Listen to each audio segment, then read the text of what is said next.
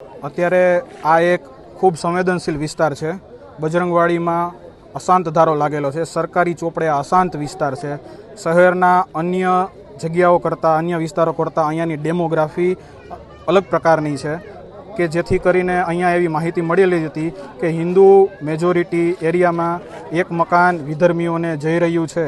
આ વાતની સૌને જાણ થતાં સૌ લોકો અહીંયા ડેમોગ્રાફી ચેન્જ થવાના ડરથી, લેન્ડ જેહાદના ડરથી, લવ જેહાદના ડરથી સૌ લોકો અહીંયા એકત્રિત થયા છે અને હનુમાન ચાલીસા દ્વારા હનુમાનજીની ભક્તિ કરી અને સૌ લોકોએ અહીંયા હિંમત મેળવવાનો પ્રયાસ કરેલો છે। આ મકાન મીતાબેન કિશોરભાઈ દેસાઈનું મકાન છે, જે પોતે રિટાયર્ડ વકીલ છે, જેને ખૂબ જ એવી કોન્ફિડન્સ છે કે ભાઈ હું કોઈ પણ રીતે ભ્રષ્ટાચાર કરી, કોઈ પણ રીતે મારી રીતે હું લાગવગ લગાડી અને આ મકાન હું વિધર્મીઓને વેચી દઈશ।